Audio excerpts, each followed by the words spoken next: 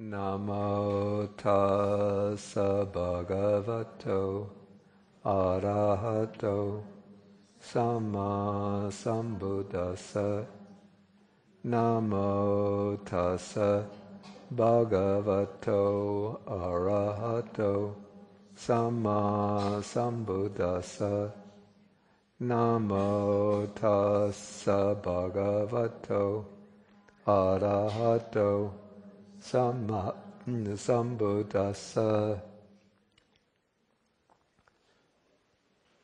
Okay, so I'm happy that the second week that the number of people wasn't too many people who thought, oh, this stuff is too technical, too dry, too abstract. I'm dropping the course.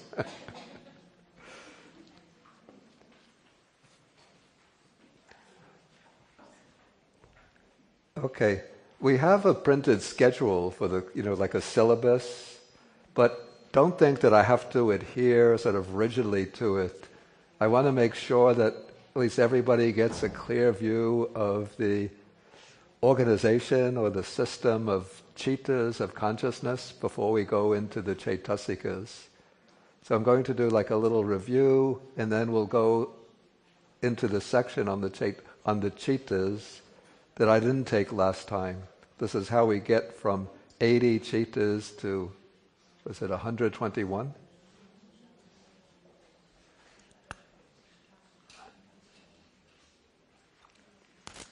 Okay, so I think it would be helpful sort of to get an overview just on everything that we covered last week, to look at this table 1.9.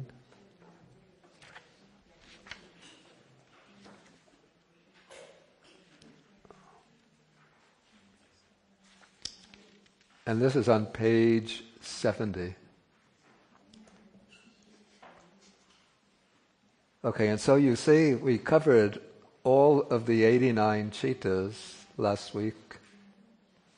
And of those 89 Cheetahs, 81 are we call mundane or lokia. That is, they pertain to this cycle of birth and death, to the cycle of samsara. Even though a lot of them are beyond the domain of our ordinary experience, but still, even those sublime or elevated types of Cheetahs are still part of the fabric of samsara. Okay, so starting sort of at the bottom, we have the 12 unwholesome Cheetahs, and we saw that there are 8.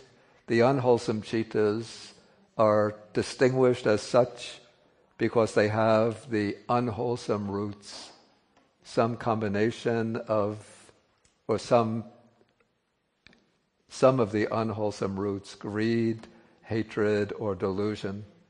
And we saw that greed and hatred are mutually exclusive, though delusion is common to all of the unwholesome Cheetahs. So delusion, also known as ignorance, is at the bottom of all unwholesome states of mind. So the 8 that are rooted in greed actually have both delusion and greed, but greed is more prominent. And of these 8, we saw that there are 4 associated with pleasant feeling or joy, and 4 associated with neutral feeling, which is called equanimity. And again, there are 4 that are accompanied by a wrong view, and 4 that don't have a wrong view. And again, there are 4 that arise spontaneously, sort of naturally, just through our natural inclination to obtain desirable things. And then 4 are called susankarika, prompted, which means that they arise when we are either urged by others to do something that involves indulging greed, or we persuade ourselves to do something that's motivated by greed. So if you take those 3 points of distinction, the associated feeling, then whether a wrong view is present or not, and whether the Cheetah is prompted or spontaneous, then we get 8 unwholesome Cheetahs. Okay, the Cheetahs rooted in hatred, also called aversion, they also have delusion at the bottom. And these Cheetahs are always accompanied by domanassa. That's an unpleasant mental feeling, some kind of displeasure. So whenever you get angry, or whenever you're resentful of others, or whenever you dislike something, if you look into your mind, how are you feeling? You see that the feeling is an unpleasant feeling. Okay, so the 2 Cheetahs rooted in hate are distinguished simply whether they're prompted or spontaneous. Okay, then there are 2 unwholesome Cheetahs which are rooted in strong delusion without the presence of either greed or hatred. So of these 2 Cheetahs, one is the doubting Cheetah, the Cheetah in which there's some kind of spiritual doubt about spiritual matters. In the Buddhist terms, we would say it's doubting the Buddha, doubting the teaching, the Dharma, the teaching, doubting whether there is such a thing as an Aryan Sangha. And then the other unwholesome Cheetah is called the Cheetah accompanied by restlessness. Restlessness is present in all the unwholesome Cheetahs, but there's one particular type in which the other unwholesome qualities, greed and hatred, are not present, but there's just a strong agitation or restlessness. Okay, so those are the unwholesome Cheetahs. Then we had the 18 Cheetahs that are called rootless, because they don't have any unwholesome roots. They don't have unwholesome roots, they don't have wholesome roots. And these rootless Cheetahs include both include both resultants and functional Cheetahs. The unwholesome resultants are the 5 types of momentary sense consciousness, that is, eye, ear, nose, tongue, and body consciousness. And then following the moment of sense consciousness, there's the moment of receiving consciousness, and then following that, the moment of investigating consciousness. Those are unwholesome resultants. Remember, the resultants are not unwholesome themselves, not wholesome themselves, but this is the result of unwholesome Cheetahs. When unwholesome Cheetahs, which create unwholesome karma, when that karma produces its result, the result takes the form of these unwholesome Cheetahs.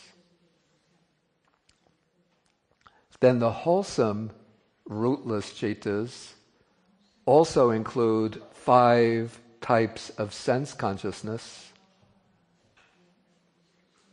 except these are the results of wholesome karma. So the unwholesome karma ripens in the sensory spheres by seeing unpleasant sights, hearing unpleasant sounds, smelling unpleasant odors, tasting unpleasant flavors, touching, feeling unpleasant bodily sensations. The wholesome Cheetahs, one of the ways in which they ripen, producing their results, is by seeing pleasant sights, hearing pleasant sounds, smelling pleasant fragrances, tasting pleasant tasting pleasant foods, feeling pleasant textures, and then following the moment of sense consciousness comes the moment of receiving consciousness, and then the investigating consciousness for the wholesome side can be of two types. If it's just an ordinary agreeable sense object, the investigating consciousness is accompanied by neutral feeling. But if it's a really agreeable, delightful object that one is experiencing, then the investigating consciousness shouts out for joy with a joyful investigating consciousness. The investigating consciousness accompanied by joyful feeling. Okay, then we have the three kinds of rootless functional consciousness. So these are, we call them functional because they just perform these bare functions in the process of cognition. So one type of functional consciousness is called the 5 sense door inverting consciousness. That is, at the very, excuse me, at the very beginning of a process of consciousness, when an object comes knocking at one of the sense doors, there's one cheetah that arises, turning, it sort of turns what sense door is the object striking upon. And then that cheetah turns to the sense door. If it's a form at the eye, first of all, it turns to the eye. If it's, say, one hears a sound, it'll turn to the ear. It'll arise at the ear, turning to the sound. So that's called the 5-door inverting or turning consciousness. And that arises when there's a sense object appearing. But in the case when we're not attending to any of the 5 senses, but attending to our own ideas, thoughts, emotions, fantasies, judgments, and so on, similarly, there arises one moment that just turns to the mind door before taking up the object. That is called the mind door inverting consciousness. So that is a bare functional consciousness. It's not the result of karma, it's just part of the natural process of cognition. Okay, the third functional consciousness, and this is the one that I've never really understood very clearly, this is called the Arahat smiling consciousness. It's a functional consciousness that just causes arhats to smile about sense sphere phenomena.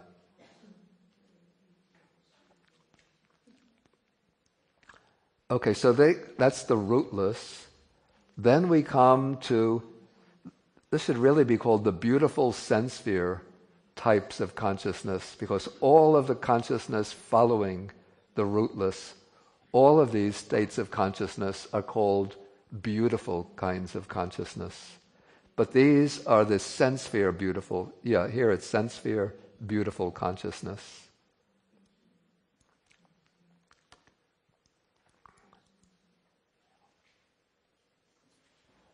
Okay, so we have 8 kinds of wholesome. Okay, now what makes consciousness, sense consciousness beautiful is that it's accompanied by beautiful roots, by non-greed, non-hatred, non-delusion. And if you remember what we said, I think on Friday, the beautiful consciousness can be accompanied by at least non-greed and non-hatred. It's always accompanied by those 2 beautiful roots. But in the sense sphere, wholesome consciousness, or the sense sphere beautiful consciousness, 4 kinds are accompanied by knowledge or understanding, which is the root of non-delusion. And so in the wholesome types of beautiful consciousness, we have 4 kinds accompanied by knowledge, 4 kinds not accompanied by knowledge. The 4 kinds accompanied by knowledge have 3 roots: non-greed, non-hatred, non-delusion. The 4 kinds not accompanied by knowledge have non-greed and non-hatred. They don't have ignorance, just knowledge or understanding or wisdom is not present on that occasion. Okay, the wholesome consciousness in terms of feelings can have either joyful feeling, pleasant mental feeling. Joyful feeling is pleasant mental feeling. Or there are 4 kinds that have neutral feeling, what's called equanimity, equanimous feeling. And then the wholesome sense sphere consciousness can be prompted or spontaneous. So in that way, if you take those 3, whether with knowledge, without knowledge, whether joyful or neutral feeling, whether prompted or unprompted, we get 8 possible types of beautiful sense sphere, wholesome consciousness. And then there are 8 resultants, which are the mirrors of those 8 wholesome kinds of consciousness.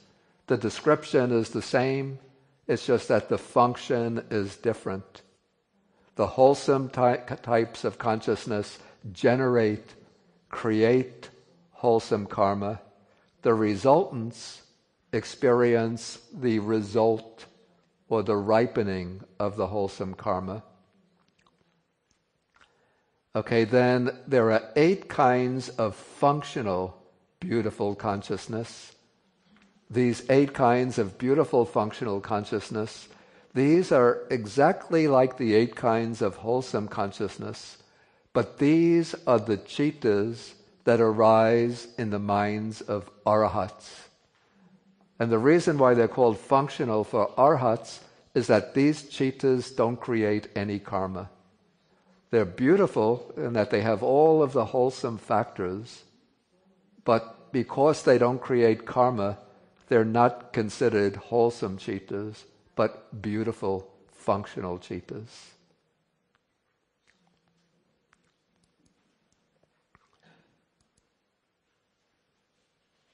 Okay, so that takes care of the 24 kinds of beautiful sense sphere Cheetahs.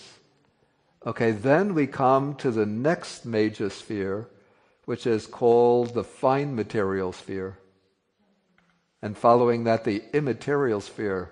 Together, these are called the sublime Cheetahs. Sublime means elevated, higher, superior. Okay, the fine material sphere Cheetahs, these are the states of consciousness that occur.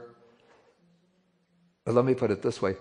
These are the kinds of consciousness that correspond to the 5 jhanas, the 5 meditative absorptions. And remember that in the Abhidhamma system, the jhanas, in the suttas we have 4 jhanas, but the Abhidhamma breaks down the first into 2 stages, or actually it's the second that it breaks down into 2 stages, because it distinguishes applied thought and sustained thought, or initial application and sustained application. And so we have 5 jhanas, and those are considered the wholesome Cheetahs of the fine material sphere. So the 5 Cheetahs that arise when a meditator enters the jhana, the meditative absorption. Then corresponding to these wholesome jhana Cheetahs, there are the same kinds of resultant Cheetahs. Fivefold, because each one corresponds to the 5 levels of the jhanas. And then there are 5 kinds of functional Cheetahs. These are the Cheetahs that arise in arhats when they sit in meditation and enter the jhanas. And we say arhats, that includes Buddhas and Pacceka Buddhas.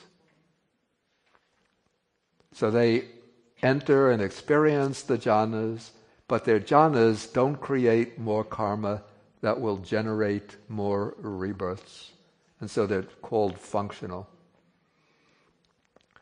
And similarly, for those meditators who go beyond the jhanas and attain the 4 formless or immaterial meditative attainments, that's the base of infinite space, the base of infinite consciousness, the base of nothingness, the base of neither perception nor non-perception. So at the level of those 4 meditative attainments, there are different Cheetahs, and when they enter the attainment, those are the wholesome Cheetahs. When those Cheetahs produce their result, the result are the 4 resultant immaterial sphere Cheetahs. And then when the arahats or Buddhas want to experience the formless or immaterial attainments, they will enter those meditative states. But again, their Cheetahs don't create karma, and so they're called functional Cheetahs. Okay, so all of these taken together make up the 81 kinds of mundane Cheetahs, the 81 kinds of consciousness that arise in the sense sphere. And as I said several times last week, but I'll repeat it again, this is my personal opinion. This classification, I might be criticized by maybe some of the elders in Burma will say that I'm a rebel, that I don't understand Abhidhamma. But my opinion is that the scheme of Cheetahs, it's not intended to be like an all-comprehensive classification of every possible type of mental state that can arise. But probably originally, the formulators of the Abhidhamma would be considering what are the important mental states from the standpoint of Buddhist spiritual aspirations and practice, and then they develop these different criteria. And so if we say, what is the Cheetah of a scientist when he's making a new discovery in the domain of quantum physics, how does that fit into the scheme of Cheetahs? I don't know. But perhaps the system is not, as I said, not intended to cover every possible state of mind that could arise. Okay, but now we come to the Cheetahs, which cover what is really the aim of this entire system of classification. In fact, the aim of the Buddha's Dharma or path. This is like the ultimate aim is liberation from birth and death, liberation from samsara. And to reach liberation, one has to cultivate particular practice that culminates in liberation. And the practice proceeds through sila or moral conduct, then to samadhi, concentration, then to panya or wisdom. And when wisdom reaches its peak, its culmination, then it makes a breakthrough out of the mundane sphere to the supramundane. In other words, it penetrates and takes as its object the unconditioned Dharma, which is Nibbana. And those states of consciousness that break through to the ultimate truth are called the four supramundane paths. In Pali, they're called the Maggas. This is the path of stream entry, the path of once returning, the path of non-returning, not coming back into the sense sphere, and the path of arhatship. Each path consciousness cuts off particular set of defilements, and each path consciousness is immediately followed by a couple, 2 or 3 cheetahs that are the fruits of the path. Those are called in Pali the Phala Cheetah, the fruition states of consciousness. And so there are 4 paths, and corresponding to each path there is its respective fruition. So the fruit of stream entry, the fruit of the once returner, the fruit of the non-returner, the fruit of arhatship. And the paths and fruits, they both take as their object Nibbana or the unconditioned, but they have a different function. The path consciousness, its function is to cut off or weaken the defilements. The fruition consciousness experiences the bliss and freedom made possible by the elimination of those defilements.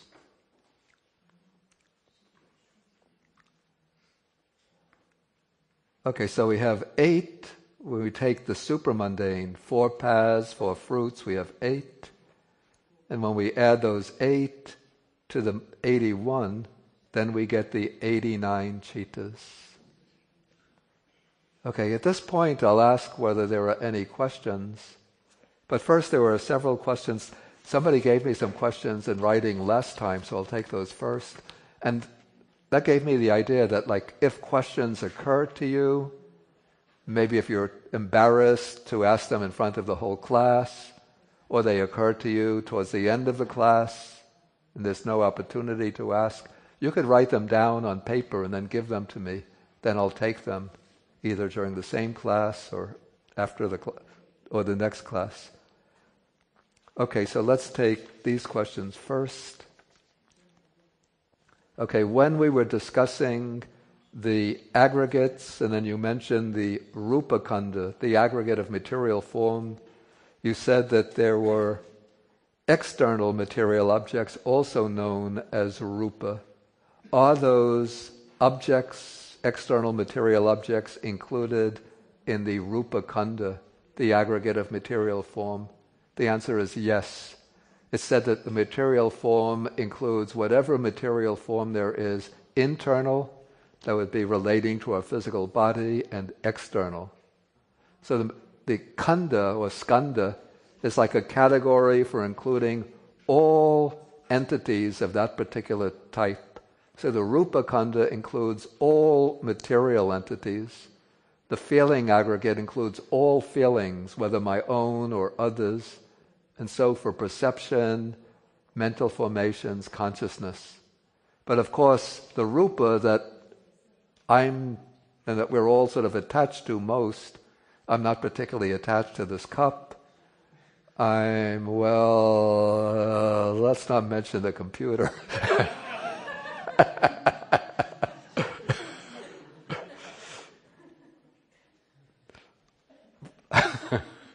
But if it goes, it goes. But it's this body that we're usually most attached to. So that is sort of the strong object of clinging is the body. And then other material things like possessions can also be objects of clinging, but not as intense as the body. Okay, then the next question, it is a little bit outside the syllabus of Abhidhamma, but Okay, the Sankhara Khanda, does it not include the broader definition of sankharas as conditioned phenomena? Yeah, the word sankhara has different uses in the Buddhist texts.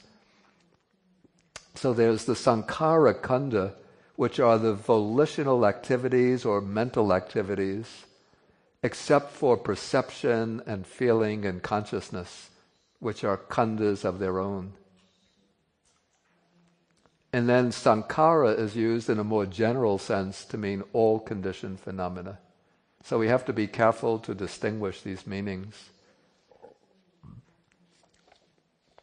Okay, next question. When arahats are described as having purely functional consciousness, how would the quality of compassion then relate to the Buddha? Do Buddhas and arahats still have the quality of metta, that's loving kindness, or have they let that go? Yeah, the Buddhas and arahats still have all of these four, we call divine qualities: loving kindness, compassion, altruistic joy, and equanimity. It's just that they're functional. It doesn't mean that they occur like automatic or mechanical functions like a machine. Of course, they're qualities of the heart. They're just functional in the sense that they don't generate more karma. And we're going to see which qualities belong to which states of consciousness in a future class. We'll be coming to that. Then the next question, it seems as though the Cheetahs described in the Abhidhamma are a more microscopic delineation of the processes of dependent origination. Is that correct? Yeah, that's correct. And there's ways to explain dependent origination using the tools of the Abhidhamma. But that's a very, very technical and complicated subject. And one has to really learn just about everything else that comes in the earliest stages of Abhidhamma before we get to that. Okay, any other questions, especially about the scheme of the Cheetahs? Yes, please. Yeah, take the mobile microphone. Hello. Thank you for your teachings. I was wondering what differentiates the, for example, the wholesome karma. When you have a wholesome cheetah, that would that create the wholesome resultant cheetahs? Yeah, it's the wholesome cheetahs that create the karma that will produce the wholesome resultants. Okay. Yeah. And then what's the difference between, or what differentiates the resultant rootless versus the resultant with roots? Yeah. We're going to get to that much later, but I'll just sort of anticipate the answer that the rootless resultants they differ in their function.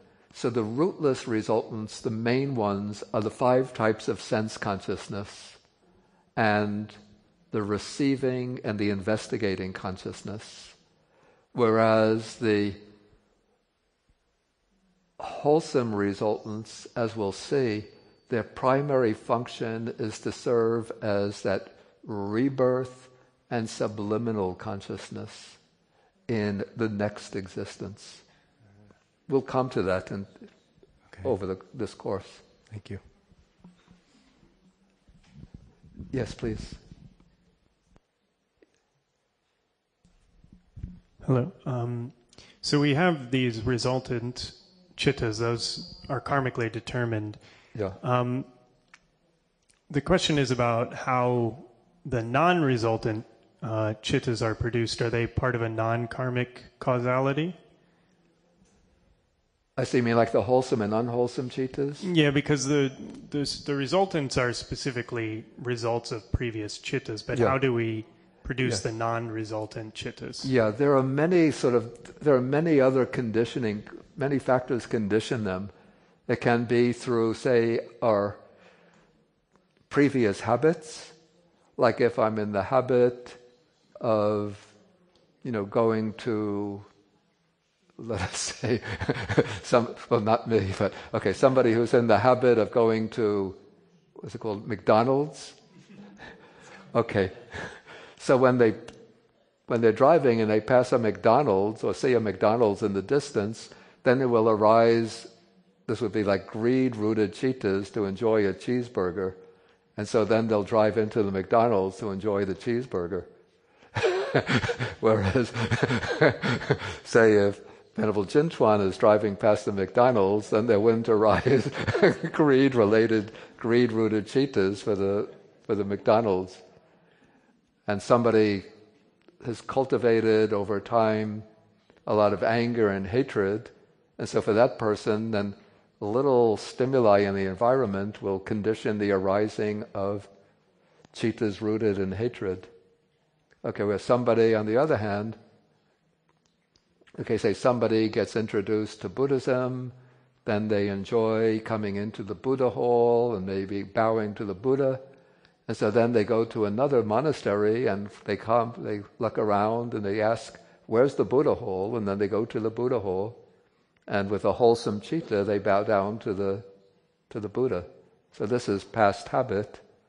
Then another factor, it's the influence of friends. So that's why in the suttas, the Buddha puts a lot of emphasis on avoiding association with papamitra. These are bad friends, and associating with kalyana mitra, good friends. So these are just a few of the conditioning factors. Could even be something like the weather. When the sun is bright and the sky is clear and the temperature is mild, then we have maybe joyful cheetahs will arise. Whereas when there's cloudy weather, rain, and then there might be cheetahs rooted in aversion. Any other question? Okay, so now we can get to that question. You see, we have 8 supramundane cheetahs here, and then in the book, this table is on page 70. On page 71,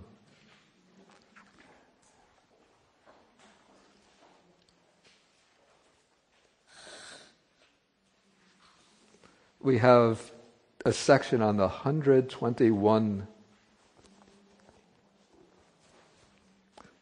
types of consciousness.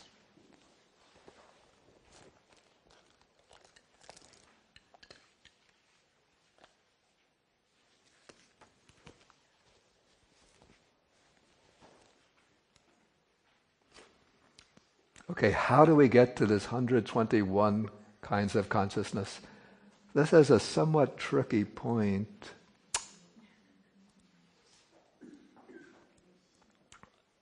And so you have to pay careful attention, and it can be a little confusing. So I have to be careful in my explanations as well. Okay, first, meditators are divided into 2 basic types according to the way they reach the supramundane path. These 2 are called samatha yanika and vipassana yanika.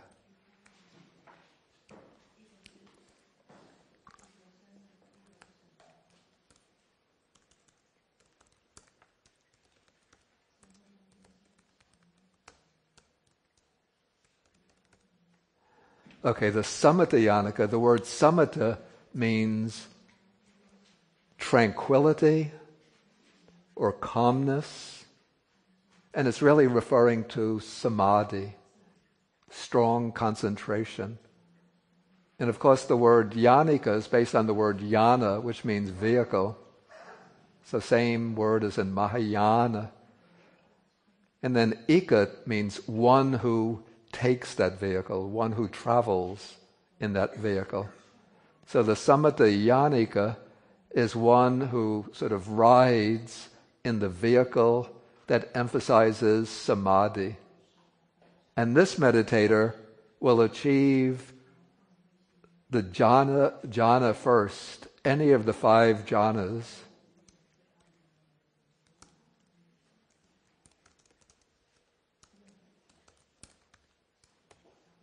And then on the basis of that jhanic attainment,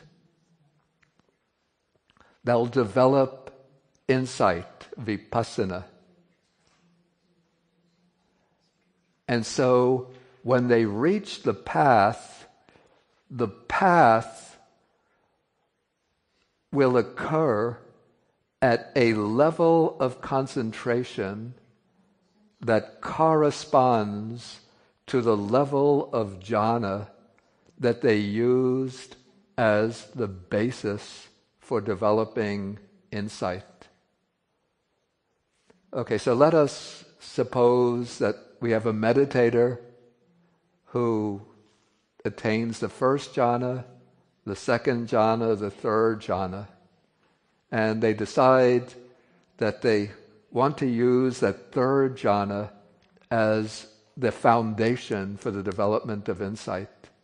And so they'll enter the third jhana, they'll stabilize it, make sure it lasts a certain duration of time so that it has strength. Then they'll come out from the jhana and they develop their insight. Okay, and now they've been practicing insight over a long time, and so the insight already has already gathered a great deal of strength. So now their insight is at the point where it's almost ready to break through. And so they've based the insight, the practice of insight, on the third jhana. And when they reach the path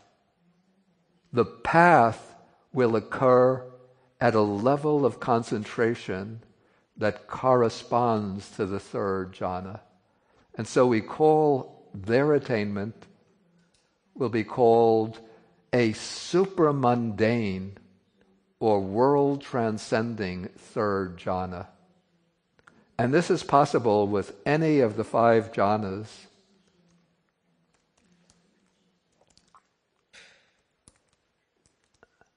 So any of the 5 jhanas can be used as a basis for insight.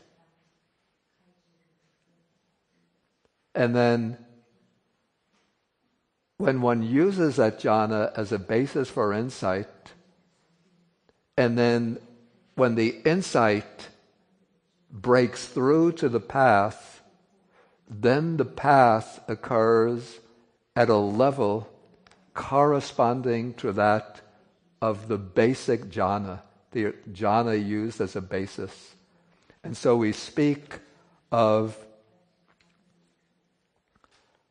a first jhana path of stream entry, a second jhana path of stream entry, a third jhana path of stream entry, a fourth jhana path of stream entry, and a fifth jhana path of stream entry. And so the paths, the cheetahs of the path will occur at the level of one or another of the 5 jhanas. And then the path is followed immediately by the fruit, and the fruit will occur at the level of the same jhana. And so if a meditator attains the path with a first jhana path Cheetah, then the fruit will be a first jhana fruit Cheetah. And similarly with the second, third, fourth, and fifth. If it's a fifth jhana path Cheetah, it will be followed by a fifth jhana fruit Cheetah.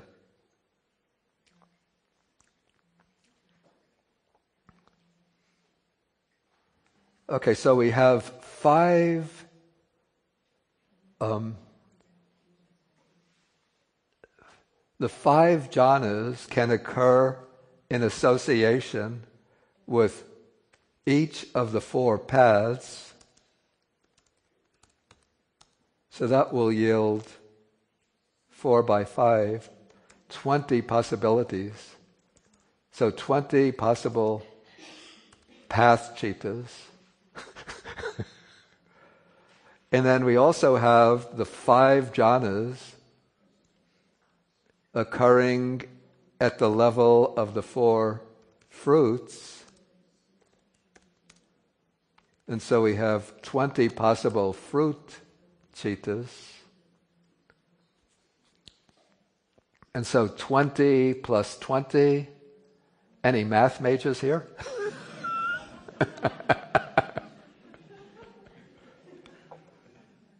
20 plus 20 is 40, right? And then these 40 are replacing the 8 supramundane cheetahs, because the 8 have been broken down more finely. And then we had the 81 mundane cheetahs.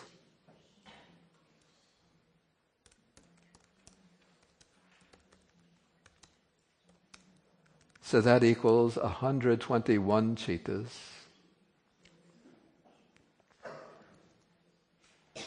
Okay, so, and this is where it's important to avoid confusion. We have 2 types of jhanas: fine material sphere jhanas, and these are now called the supramundane jhanas. These are the jhanas of the paths and fruits. And so, in terms of the level of consciousness, that is the intensity of concentration, the depth of concentration, they're the same. That is why they're both called first, second, third, fourth, or fifth. But there are important differences between them. And some of the differences are mentioned in the explanatory guide. This is on page 73.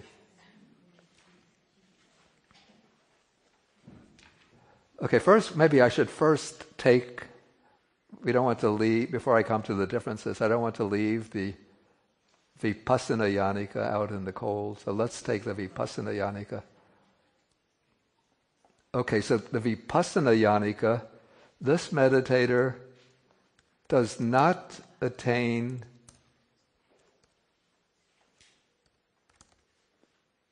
the fine material sphere jhana, but with a lesser degree of concentration goes directly into the practice of insight. Of course, the insight doesn't arise at once, but this meditator will attend mindfully to the changing phenomena of body and mind. So, for example, being aware of the breathing, the rise and fall of the abdomen, whatever kinds of states of mind arise, whatever bodily and mental feelings arise. The meditator just notes them, lets them go, and observes the next one that arises. And so as the concentration is deepening, the meditator gains a very, very strong degree of concentration, but it's not fixed on one object as for the jhanas, but the concentration is steady, unshaken, but the object is always changing, moment by moment. And as the insight deepens, then the degree to which the meditator can note the changing processes, the rising and falling away of phenomena, increases. And so the level of samadhi is almost like that of the jhana, but the mind is not fixed on one object, but is observing the constantly changing flow of experience.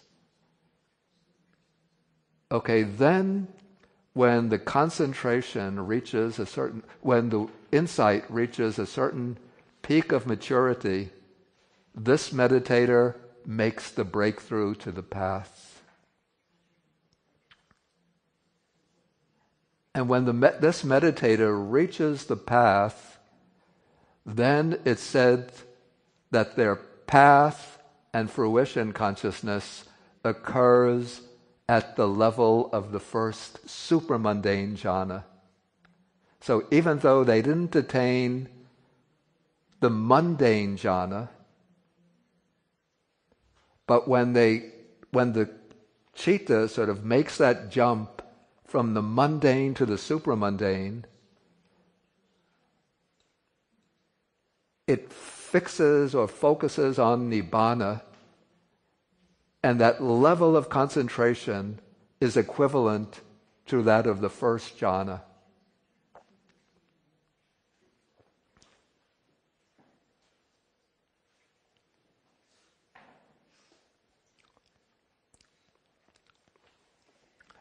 Okay, so now we can look on page 73. So the paragraph begins, nevertheless, no matter what explanation is adopted, for the bare insight meditator, that's the vipassana yanika, the one who makes insight the vehicle. For the bare insight meditator and the jhana meditator alike, all path and fruition cheetahs are considered types of consciousness.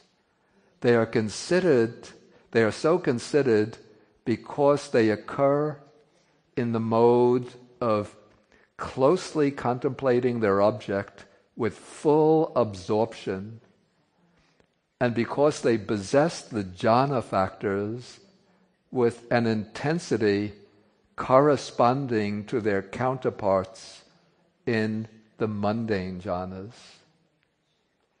Okay, but there are several differences, and this is the way they differ.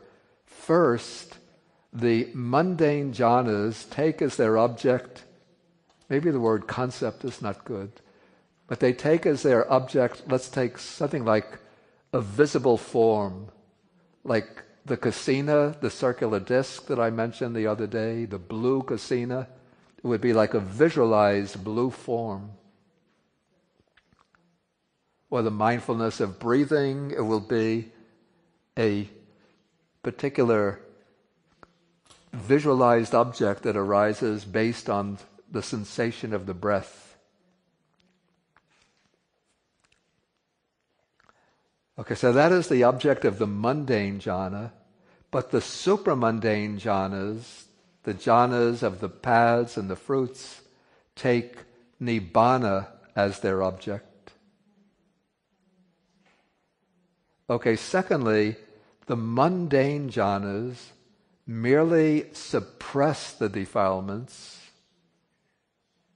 but they don't touch the underlying tendencies to those defilements. So that's why if the meditator is not careful and not diligent, if they fall away from the jhana or neglect their practice of jhana, they can reach, if they're exposed to certain stimulation, then those defilements can arise again. And the Visuddhimagga or the commentaries, they give a story to illustrate this. It's said that in Sri Lanka, this would be centuries ago, there was a young monk who had mastered the jhanas, but he didn't go on to develop his insight. And he even had supernormal powers, psychic powers, so that he could fly through the sky. And so one day he was using his psychic power, he was flying through the sky and flying over the rice fields. And in the rice fields there were the young girls were, I guess, plucking the rice, harnessing the rice. and singing these songs. And so as he flew over the rice fields, he heard the songs of the young girls coming up into the range of his hearing. He thought, what is that? Oh, very, very lovely sound. I should go see where it's coming from. Then he came down to the ground and he saw a young girl picking the rice, and then his defilement of sensual desire arose, and then he left the monk's life and fell in love with her, and they went off together happily ever after.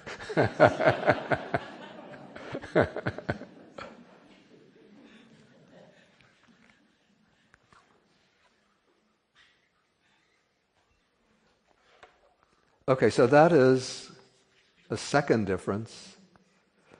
Okay, so the mundane jhanas merely suppress the defilements, they leave their seeds intact, but the jhanas of the path eradicate defilements so they can never arise again. A third difference is that the mundane jhanas lead to rebirth in the fine material realm of existence. The fine material jhana generates the karma of the fine material realm, and so it will bring rebirth into the fine material realm. And so the fine material jhanas will contribute to the continuation of existence in samsara if the jhana is not accompanied by wisdom, or if it doesn't lead to the development of wisdom. Whereas the jhanas of the path cut off the fetters, and thus they bring liberation from the round of birth and death. Okay, and then fourth, whereas in the mundane jhanas, there's some degree of wisdom or knowledge is present, but in the mundane jhanas, the samadhi is much more powerful, the concentration. Whereas in the supramundane jhanas, in the path and the fruit, wisdom and concentration are balanced. They arise sort of as like twins, an equal pair. So that concentration fixes the mind on the object, which is nibbana, and then wisdom fathoms or penetrates the Four Noble Truths.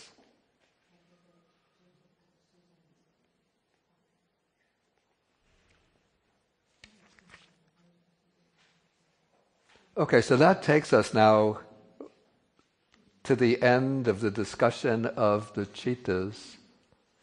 And if there's any questions, again, that have arisen from this explanation, and please, again, feel welcome to bring them up.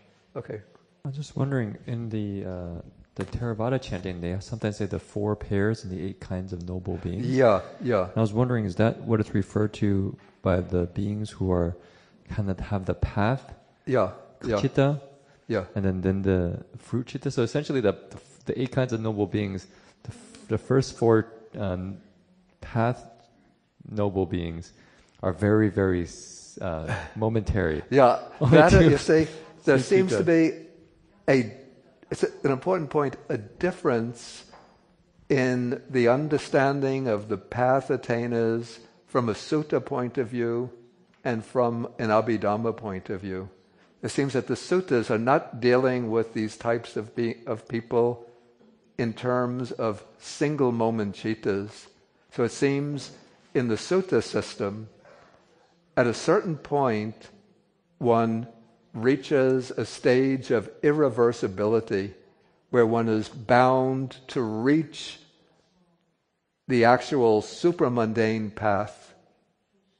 And so one is considered then a person who has attained the path, but that status as a path attainer is extended in time.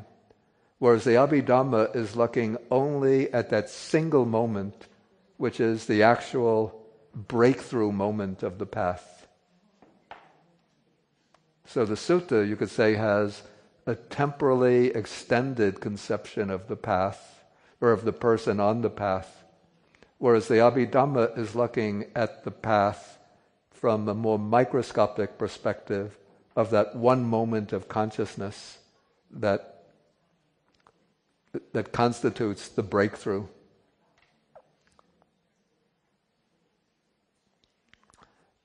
Yes, please. And good if the people who ask the questions, if you say your name, then I'll remember the next, hopefully we'll remember the next time. My name is Jerry. Jerry? Yeah.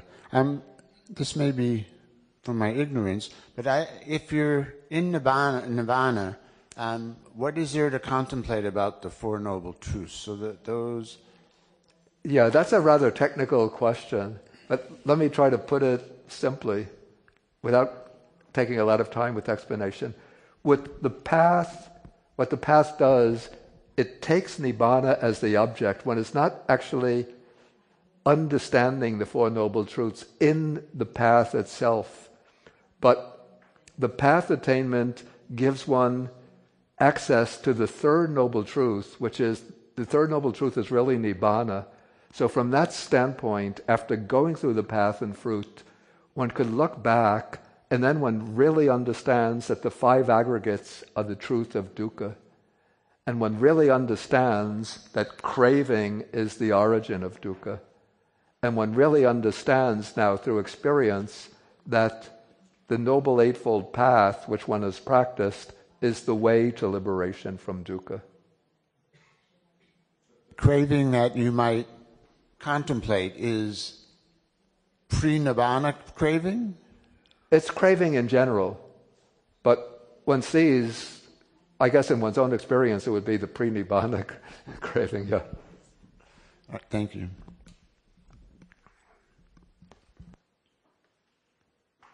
Any questions? Okay.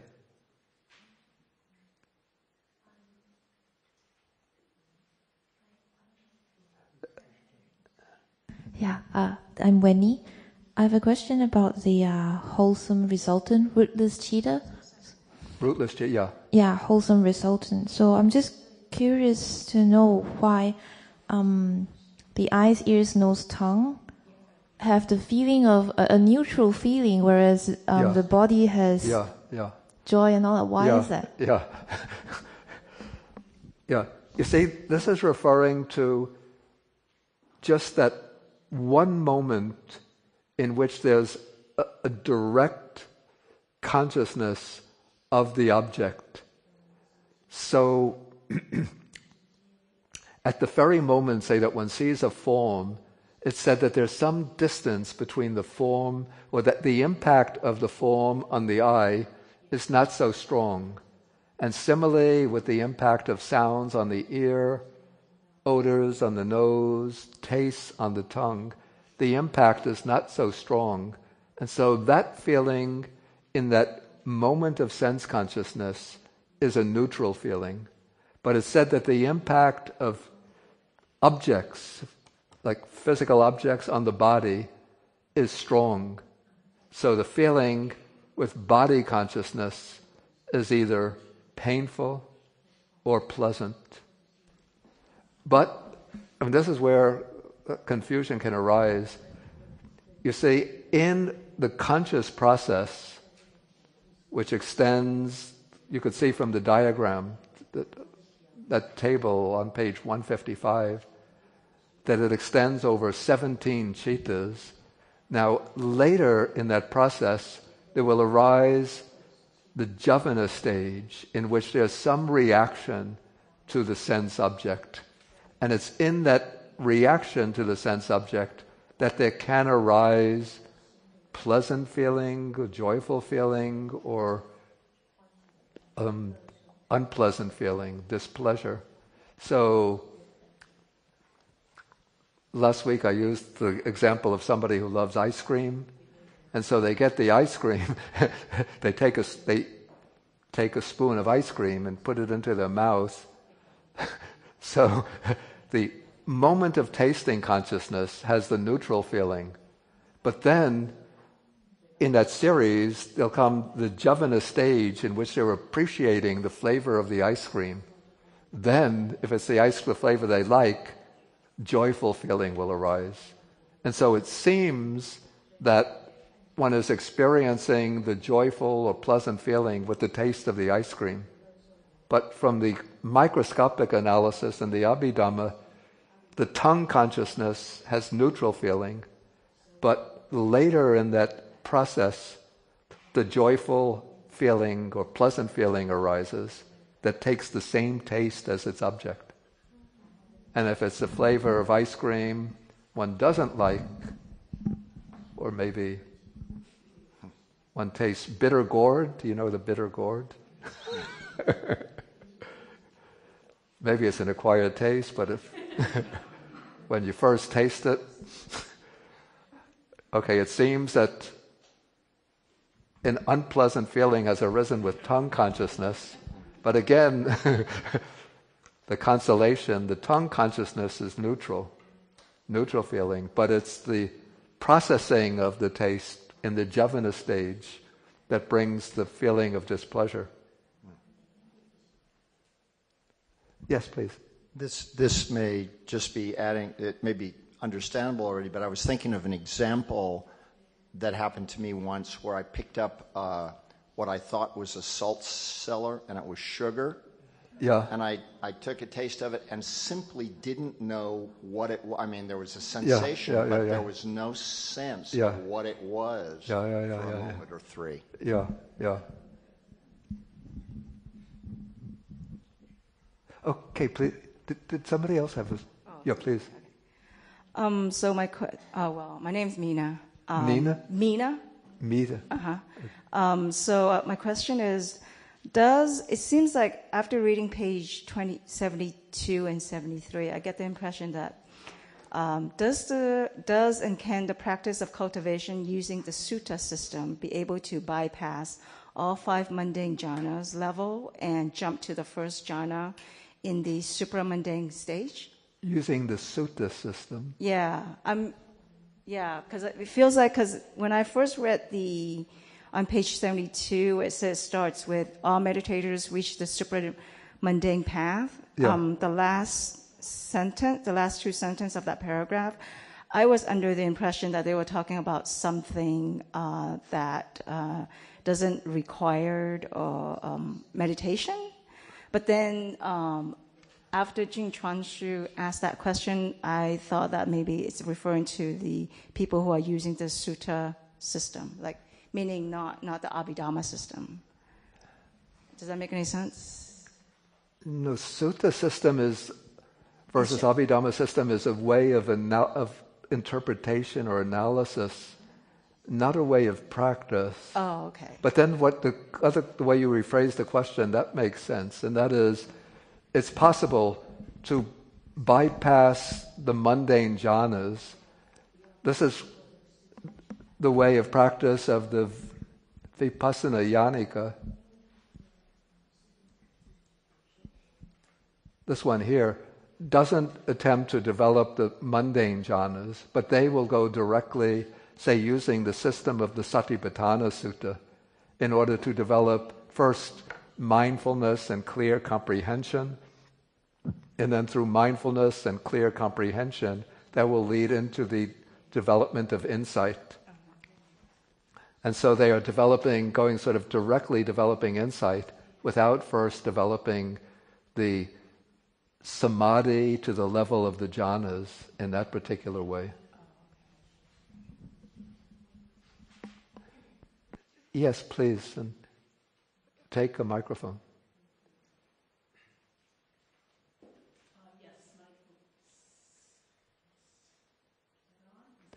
Yeah.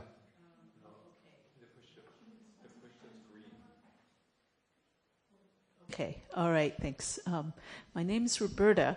I want to know, I was taught some version of this a while ago, and my teacher used the word outflows. I'm wondering if that maps at all onto the process of perception, because what I'm noticing from these other responses, something I experience a lot, where there's a moment, especially if something is intensely negative or positive in my mind, but the moment of impact, there's a neutral feeling actually, and then later on, the mind starts analyzing it and putting it into, I should be angry or I should be happy about this. But I'm noticing how there's like that chart on page 155, how it's breaking down that initial moment into a lot of small moments. So it is an outflow. I don't know if that makes sense here, if I'm trying to map something else on, but I'm trying to get at this moment that seems almost just like a pure moment of suchness. And then all this mental... I think maybe this will become clearer as we go on, when we come to the cognitive process and look into it in greater detail. So far, I referred to the cognitive process only so that we could understand some of the rootless cheetahs, but we're going to take it up later in this program. Thank you. Okay, I would like now to get into the next chapter. This is the chapter on, it's called the Chaitasikas. These are the mental factors.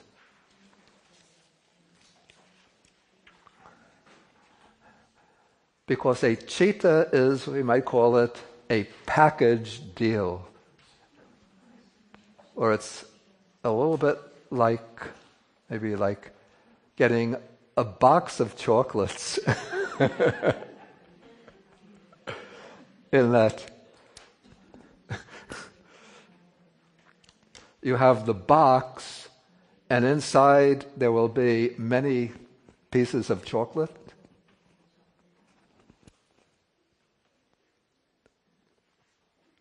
I'm getting a painful bodily feeling suddenly.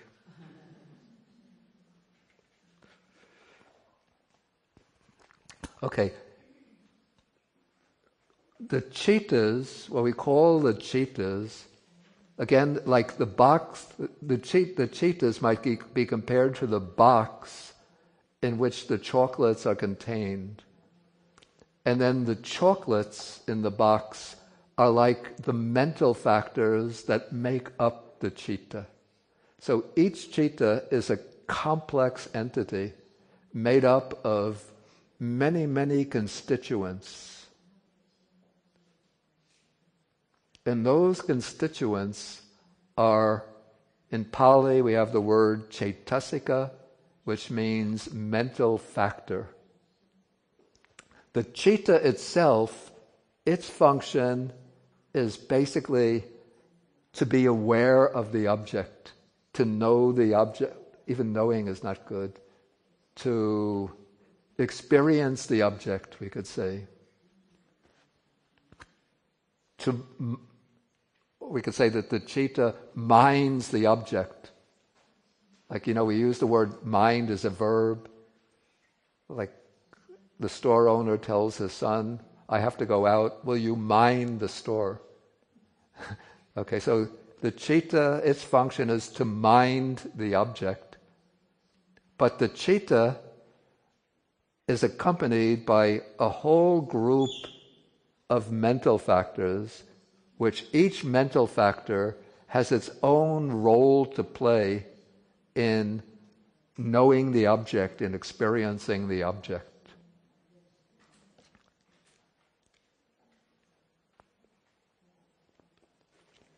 Okay, so we can look at the introductory verse in the chapter on the mental factors. This is on page 76. Maybe, like we did last week, we'll read the verse in Pali together, and then I'll translate and explain. Eku pada nirodhacha ekalambana vatuka cheto yuta dvipanyasa Dhamma Chaitasika Mata.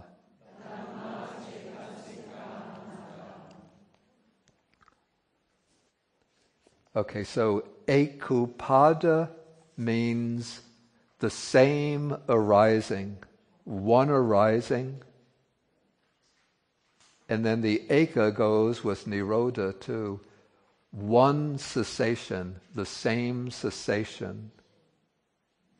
Then ekalambana means one object, the same object. And then vatuka refers to the base, which I'll explain. So cheto yuta, those are the factors that are associated with or that are connected with the Cheetah. And there are dvipanyasa, 52 of these. So these are what are known as Chaitasikas. So in the Pali Abhidhamma, there are 52 Chaitasikas or mental factors, and with any particular Cheetah, all of the mental factors have the same arise at the same time as that Cheetah. And when the Cheetah ceases, they all cease simultaneously with the Cheetah. So they have one arising, one cessation. Then the mental factors will take the same object as the Cheetah. If the Cheetah is taking the form as the object, a visible form, the Chaitasikas take the form as the object. If it's a sound, they'll take the sound as the object, and so for all of the other objects. If it's a mental idea, that the Cheetah is sort of focused inwardly, taking a mental idea, then the Chaitasikas take that idea as their object. And then they have one base, the same base. The base will be the eye, ear, nose, tongue, physical body. And then for purely inner mental processes like thinking, reflecting, and so on, it's said that the base is the heart base. We're going to come to that subject later. But for now, in regard to the Chaitasikas, all that's important to know is that they take the same object and same base as the Cheetahs.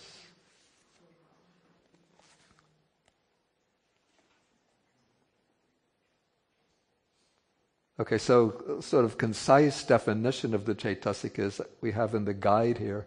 The Chaitasikas are mental phenomena that occur in immediate conjunction with the Cheetah, and they assist the Cheetah by performing more specific tasks in the total act of cognition. The mental factors cannot arise without the Cheetah. Cheetah is sort of like the boss. The Chaitasikas are like the assistants. So the mental factors can't arise without the Cheetah, and the Cheetah can't arise without Chaitasikas, without the mental factors. Then the commentaries explain the relationship between the Cheetah and the Chaitasikas to be like that between a king and his retinue. Oh, so you say, in those days they say the king is coming, but the king doesn't come alone, but he's always accompanied by his attendants.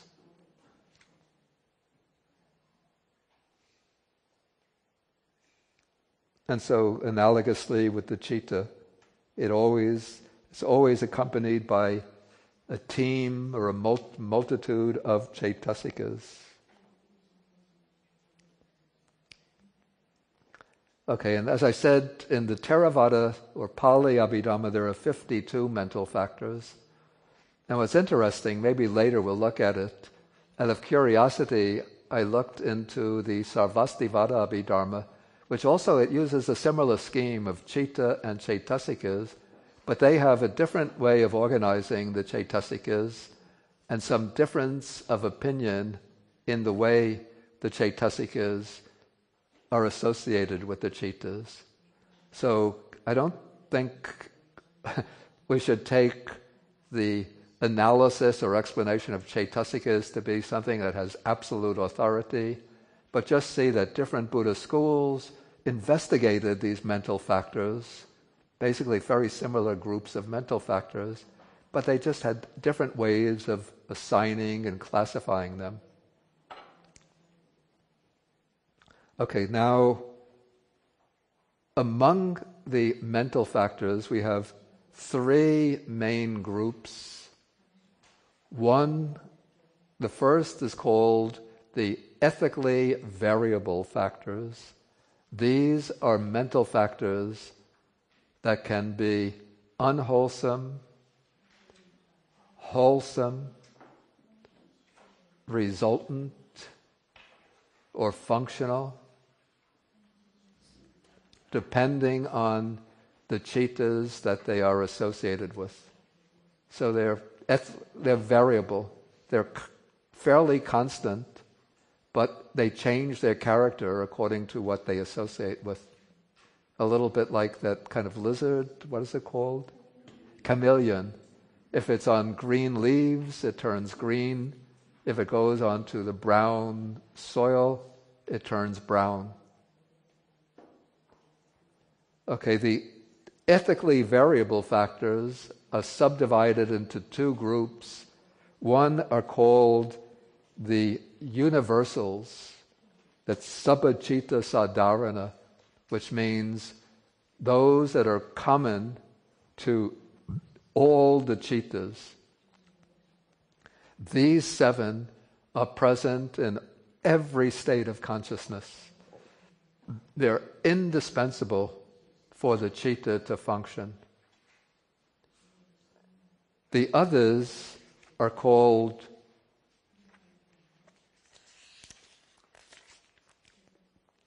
I use the translation occasionals. The Pali is pakinika, which means that they can be present and also they can be absent. They're not universally present. Okay, so let us go now into the universals, and there are 7 universals. So let's recite them together in Pali. We skipped the word katang. Oh, so everybody recited it. It just means how. So how are there 52? So it begins with the 7.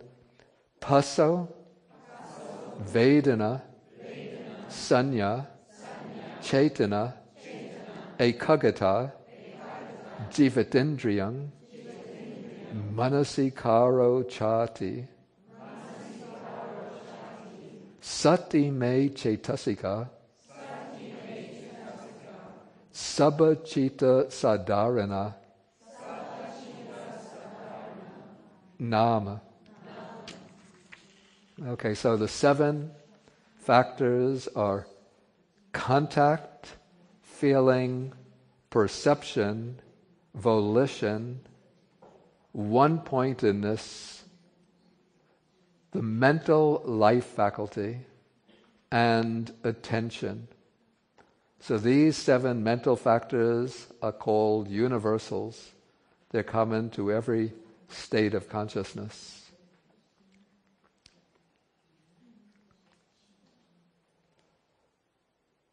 Okay,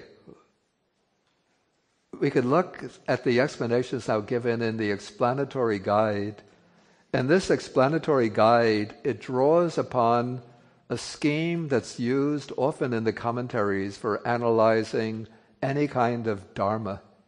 I wonder whether they have the same scheme in, maybe preserved in Chinese through the Sanskrit analytical system, commentarial or Shastra system. The 4 methods of definition are lakkhana, which means the characteristic, rasa, which means the function, pachupatana, which means appearance or manifestation, And then the fourth is padhatthana, which means basis or proximate cause, or underlying condition. And I have to say, I don't find that this scheme is always applied very successfully. Sometimes it seems you sort of have to work around it. Sometimes it's not all that helpful, sometimes a little misleading. So I'll take what's useful in the scheme and pass over some of the less useful things. Okay, the first of these universal mental factors, in Pali it's called phassa, which we translate as contact. And this is, the word phassa is based on the verb pusati, which means literally to touch. And so literally contact is touching, but it's not physical touching. And contact is not the object striking on the sense faculty. But the way contact is explained in these suttas, it's explained as the coming together of consciousness with the object and the sense faculty. So the way I understand contact, the way I interpret it to myself, it is like the sense faculty is like a door, and sometimes they're called in the Buddhist text the doors of cognition. In fact, the Chinese have this too, man, right? Yeah, man, yeah. Okay, so it's like the consciousness is going out through the door in order to meet the object. Or we could say the object is coming through the door in order to meet the consciousness. And so when they come together, when the mind or consciousness meets the object through the sense door, it's as if the mind, sort of metaphorically, it's as if the mind is touching the object, or as if the object is touching the door. And so that event of the meeting of mind and object is contact.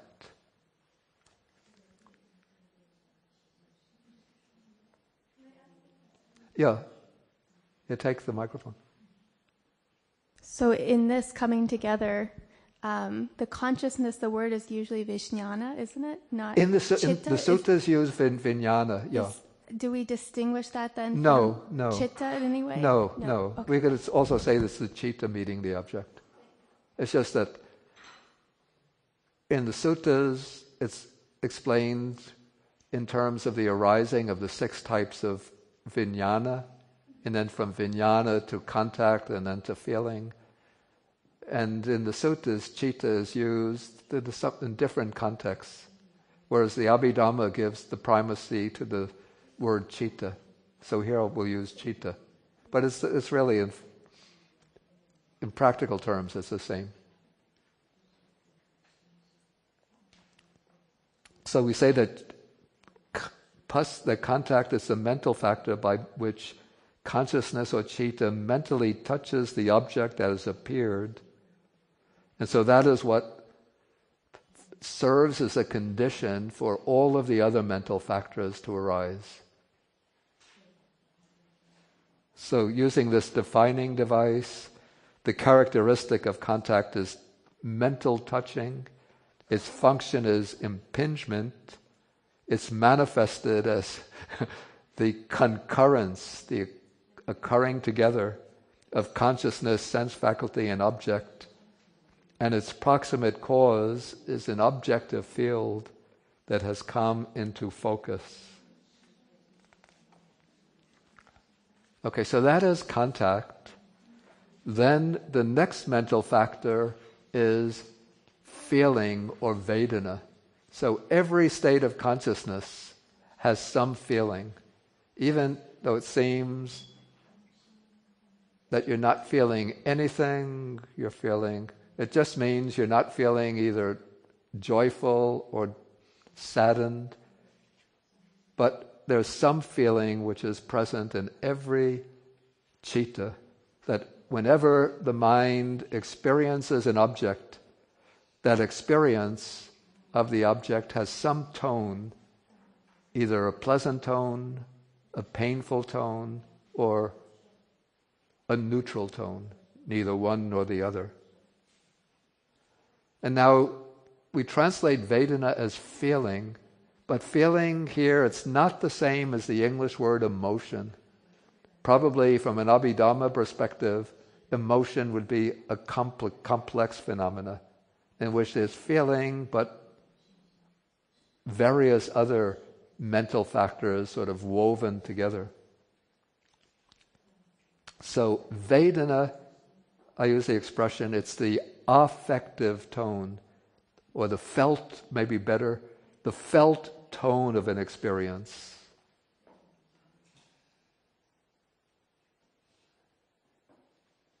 I think the rest of the explanation here, I'm not so happy with it. Okay, so there's feeling, then there's the next mental factor, universal mental factor, is perception. So perception plays the role of the perceiving the qualities of the object. So maybe we could see the role of perception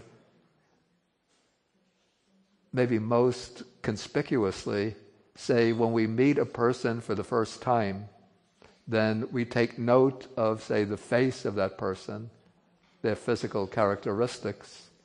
And then if we run across that person in the street or at a meeting, maybe even several years later, then we recognize them.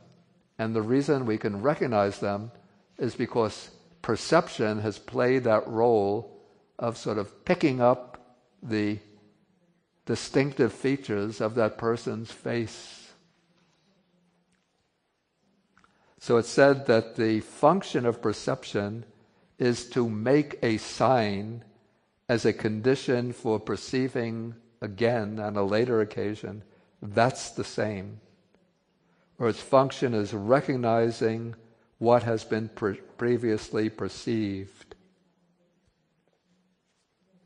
And it's compared to a carpenter that, I guess this was done in ancient India, when they have different kinds of wood for making different objects. They would put a mark on the piece of wood so that they know which boards of wood to use for which purposes. So that is like the initial function of perception. And then perception functions prominently in recognition. So that is like the carpenter looking at the mark to see what kind of wood he has.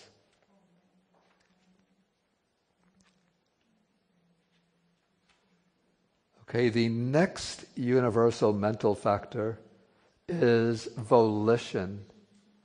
And the Pali word for this is Chaitana. And Chaitana is, we say, it's the volitional aspect of cognition.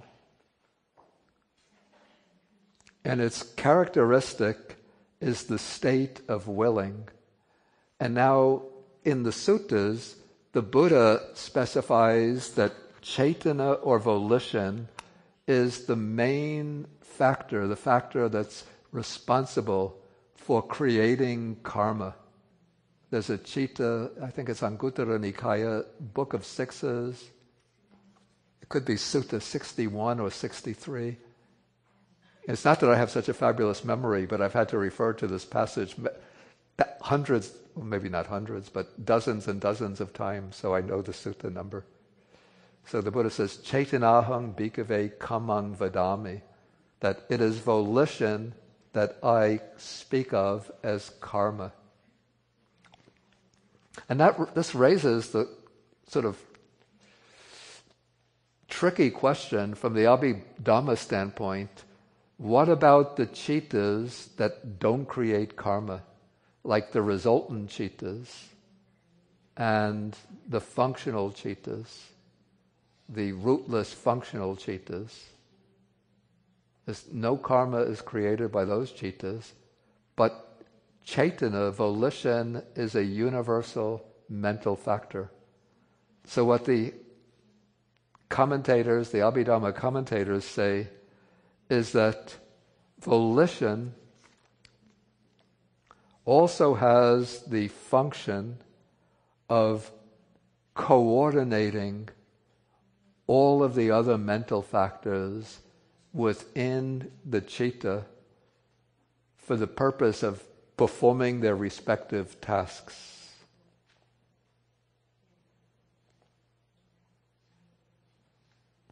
Yeah, please.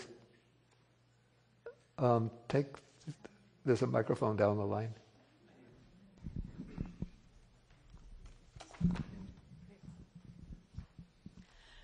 So I've heard in the past that on the wheel of dependent origination you can cut through it almost any place. But if you cut through before Vedana or you cut through before Sanya, then you will have a state of consciousness without those aspects. Does that make sense? No. So cutting through the wheel of dependent origination is breaking off the karma, right? And at each point of the wheel, some aspect of an aggregate is actually performed. what one does in breaking through the wheel, the only place where you really cut it off is at ignorance. Oh. Yeah. But so there's no time that you can catch it after You can that? catch and sort of stop it from building up at earlier stages, particularly in the transition from feeling to craving. Right. Yeah. But to cut it, it has to be cut at ignorance. At the root. Yeah. So that... Yeah. So then it just cuts off all of the rest. But I think we have to keep the questions to this. Restricted to the Chaitasikas. And I'm going to give a lecture, by the way, on Sunday, was it March 25th? Yeah, on March 25th here it's in the Great Buddha Hall, Sunday evening. Excuse me? On that topic. Yeah, I'm cutting through dependent origination. We had a discussion in Doug Power's class preparatory for this, a debate going back and forth about this volitional aspect, mental factor, of what is it that makes a volitional chetana accepted or not accepted? That is there any choice, or is it just automatic? If the volition is there, if the volition is to eat a bowl of ice cream, you just do it because the volition is there, or can there be some way to not do it? And then what's not doing it? The question was of agency, of course. Yeah, I think that's getting somewhat, or maybe save that question till the point where I finish going through the Chaitasikas that I'm going to cover today. I'm going to try and write it down. Well, write it down. Because I would like to go pretty straight through the Chaitasikas rather than, get detoured into it. When it comes time for asking questions, then I'll ask them. I'm just trying to see.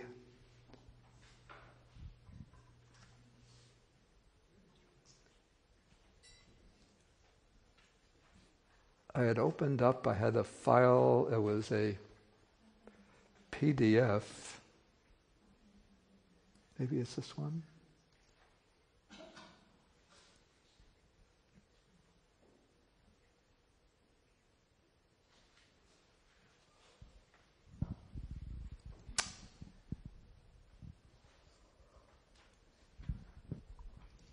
Yeah, I had taken the Visuddhimagga also has an explanation of the Chaitasikas.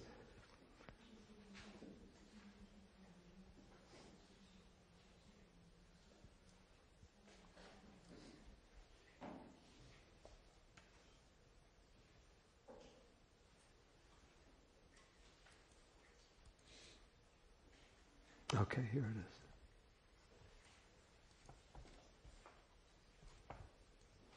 Okay, this is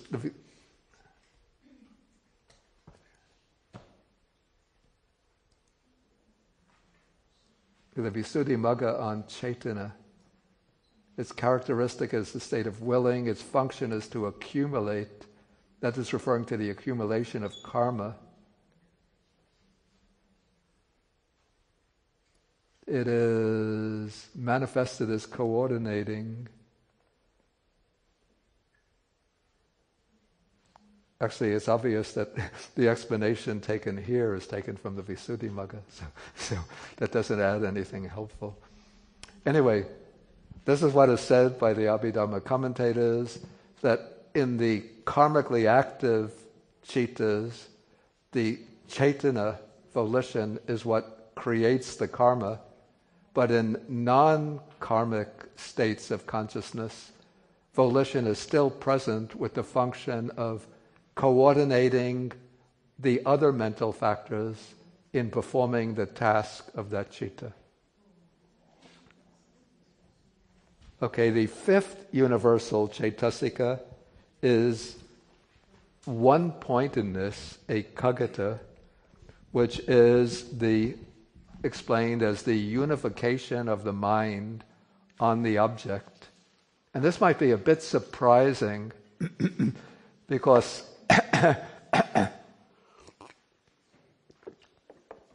you might be sitting there thinking, like, I've been sitting in meditation trying to keep my mind on the breath. I've been going at it for 45 minutes and my mind is still scattered, and yet they're trying to tell me one-pointedness is a feature of every Cheetah? What's going on here?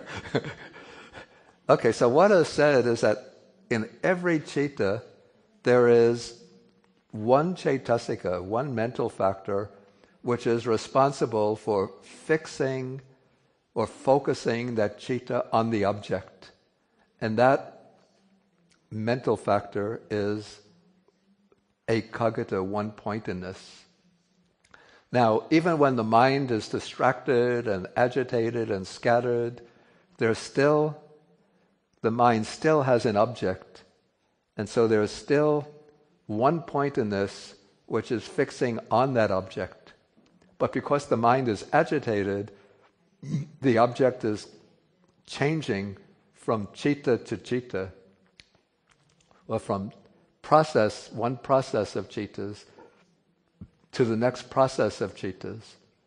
And so because the mind is always wavering and agitated and distracted, so the factor of one-pointedness is very weak in those Cheetahs, but it's still present. And what one is doing, probably this we could say is the reason why, maybe you have this experience, say you're focusing on the breath and so many distracting thoughts are coming and you keep on going back, in breath, out breath, in breath, out breath. Then suddenly it seems now the mind is fixed. It's sort of settled down and fixed on the breath. So you're following in, out, in, out, in, out. What's happening, even though the mind had been distracted, but you keep on bringing the mind back despite the distraction. Focus on the in-breath, focus on the out-breath. And so as you're doing that, the factor of one-pointedness is gaining strength.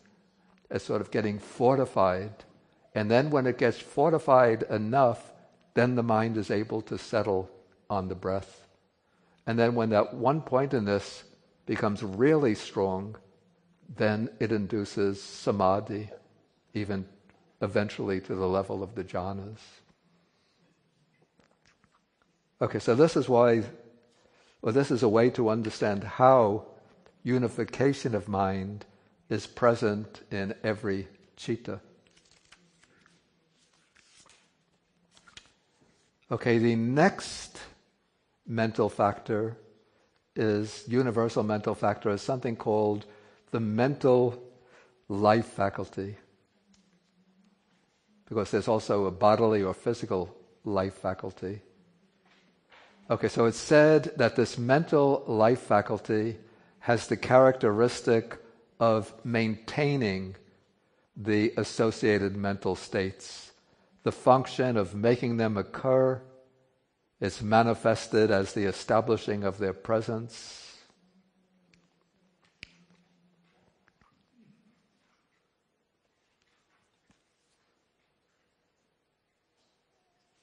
Okay, then the seventh universal mental factor is called in Pali manasikara.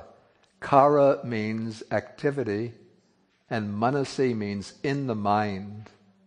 So this is, we translate it as attention, and it's the mental factor that is responsible for the mind turning to the object.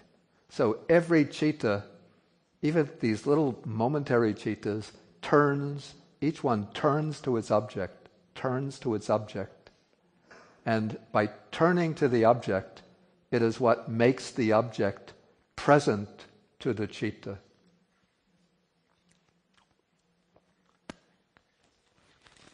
We can see the function of manasikara maybe most conspicuously, most obviously. Say, okay, earlier this afternoon, before I came to the class, I was sitting in the kitchen of the cottage where I'm staying. I had the door open and I was reading.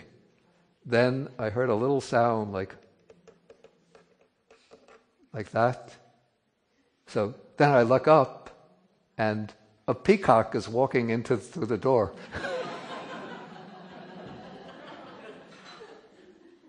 Okay, so it was with the hearing of that my attention turned from the book to look up, what's that?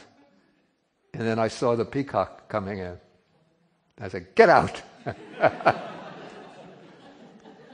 Because if I don't say get out, then I'll have maybe a cleaning up job to do later.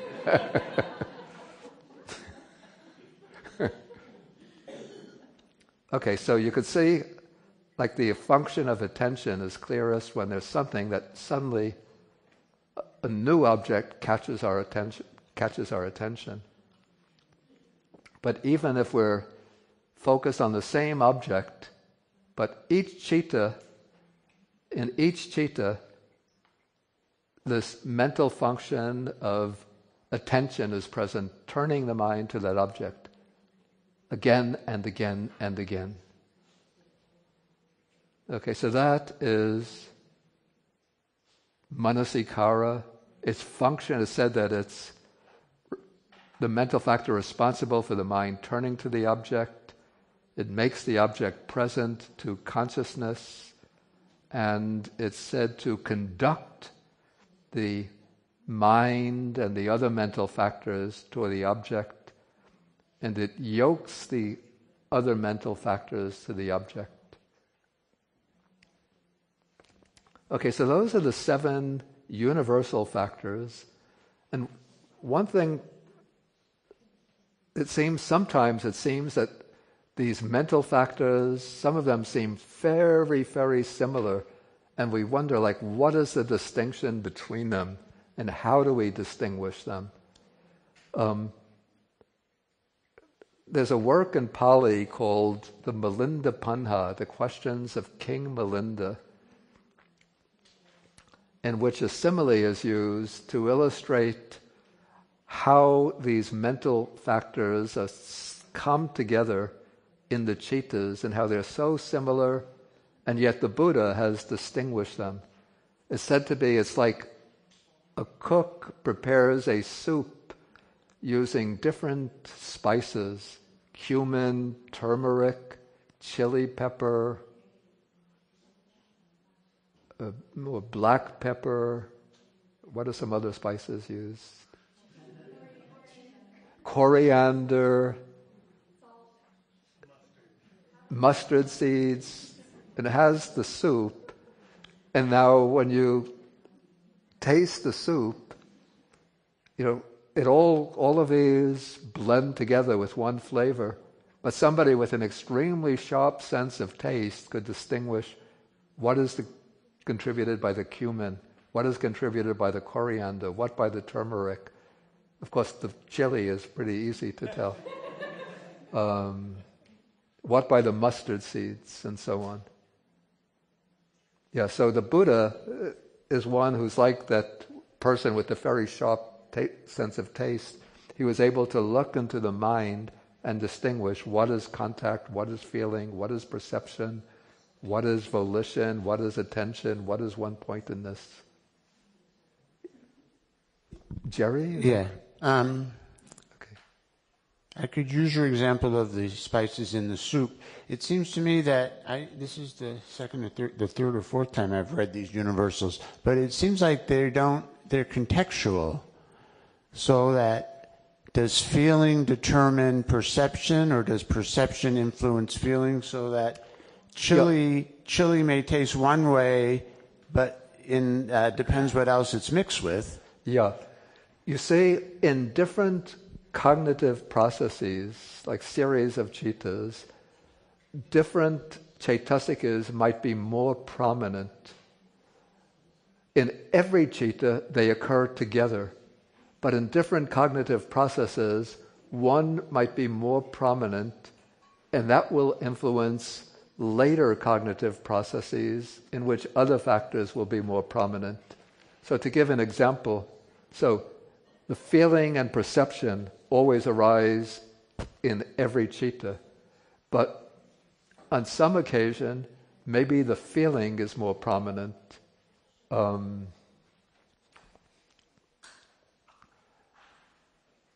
Okay, let's say I come outside and I get a nice feeling, pleasant feeling coming from the warmth, say if it's a warm day. Okay, then that will influence me to look up at the sun, and I see that the sun is shining brightly. So in that way, feeling is sort of conditioning the arising of perception. On other occasions, maybe perception, say somebody likes paintings by Picasso, and so they go to an art museum, they enter a hall, and then they look at a painting, and then they recognize that's a Picasso. So that is mainly the work of perception, and then that will bring a feeling of a pleasant feeling. That's Venerable. It seems to me a little bit more contextual than that. So let's say I have skin cancer and I feel the warm sun. My perception is that that's not a great thing. Yeah, of course. There's I just gave one example. It's not intended to cover everything. No. It's the case that feelings and perception are grouped as the second skandhas, and cognitions and volitions are grouped as the third skandhas. No, perception is the third skandha. Oh. Yeah. The Vedana feeling is the second skandha. Perception is the third. So sometimes cognition is also translated, cognition is the third skandha. Sometimes in different translations. Yeah, different translators will yeah, this is a matter of translation. But I prefer to use perception for sanya. What would be the Chinese translation for volition? For volition, is it se or she? Si. Oh, okay.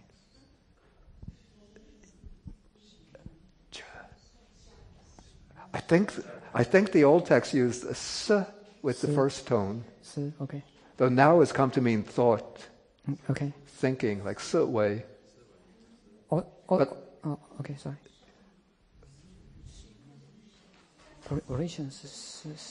Yeah, so that is the fourth? No, sorry. I have actually another question. Did you say the fourth skandha or the third? No, he says the fourth. The fourth. Oh, as a skandha, it's shing. Yeah. Shing. Yeah. The fourth skandha is shing. Yeah. Also, another question regarding the jhana. Yeah. We have five jhana altogether, and to me, the fifth one sounds very suddenly appealing. So, it what? Maybe someone. You explained that before. You have explained before. He's wondering about why there's 5 jhanas rather than 4 jhanas. Oh, I explained that on Friday because, you see, in the sutta scheme, to go from the first to the second, one eliminates vitaka and vichara, initial thought and sustained thought. One eliminates them simultaneously. But the Abhidhamma distinguishes, what the Abhidhamma says, that it's possible to eliminate initial thought and then go to a meditative absorption in which there's still sustained thought. So in that way, by more finely distinguishing the mental factors that are eliminated, one gets five jhanas.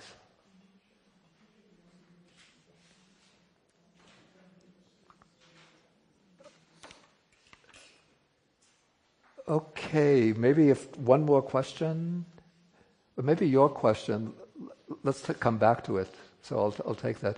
About your discussion about volition. Yeah, I was thinking, if there, sorry. I'm trying to come at it this way. It's not on. Oh, my name's Ernie. Vernon? Ernie. Ernest, okay.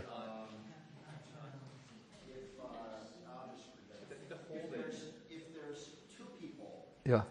and they both have this structure of volition to eat a bowl of ice cream, Yeah. and one eats it and one doesn't, Yeah. if the one who doesn't, is that because they have another Cheetah, like maybe their doctor told them your arteries will get clogged up if you eat ice cream, so they have a positive reason not to eat it? Of course, yeah. Or is there something like, is there something else like will or something? Well, I want to eat it, but I won't. How do you deflect? How is it deflected, the volitional factor? The volitions are not sort of driven mechanically, Okay. but often they're affected by reflection, by knowledge, by past experience. So somebody likes ice cream, but the doctor has warned them, don't eat ice cream. So then there'll be some reflection on the dangers of eating ice cream. And so even though there'll be a strong urge, that would be the greed or craving for ice cream. But by applying this understanding, then they will exercise restraint. The question really gets to I was talking to Ron Epstein about this morning, and he described this whole system of explaining consciousness, a theory of consciousness without self, as Buddhism. Yeah. But the problem for me in understanding this is when we say someone decides to eat ice cream, someone decides not to, is there not maybe at least an imaginary self that has to make that decision to follow their doctor or not with the ice cream? What determines, what chooses? One would say that this is a function of these mental factors working together. So there's no chooser. There's no substantial metaphysical self behind this. Right. But it's the way the different cheetahs flow from one series to another, and the way the different mental factors or chaitasikas interact with each other. Good. That is what determines the choice, the preferences and choices. Okay, good. Okay, I think it's 5:30, and so we should end for the day. And again, if you have questions that you think of, you can write them down and then give them to me on Wednesday.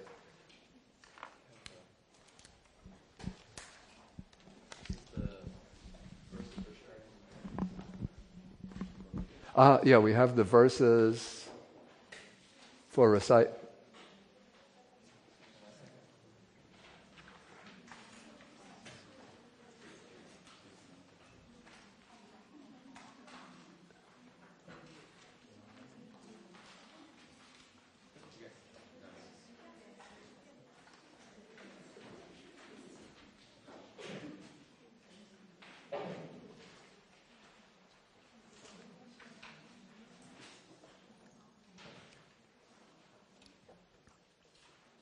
Okay, so we share the merits with the Dharma protecting deities, the Nagas or dragon spirits, then the Bhutas, fierce spirits.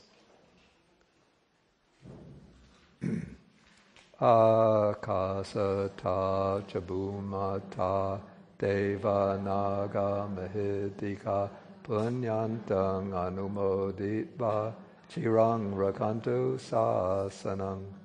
Akasata chabumata Deva Naga Mahidika Punyantang Anumoditva Chirang Rakantu Desanang Akasata Chabumata Deva Naga Mahidika Punyantang Anumoditva Chirang Rakantu Mang Parang Patacham Hehi Sampadang Punya Sampadang Sabbe Devanumodantu Sabba Sampati Siddhya Etavatacham Hehi Sampadang Punya Sampadang Sabbe Bhutanumodantu Sabba Sampati Siddhya Etavatacham Hehi Sampadang Punya Sampadang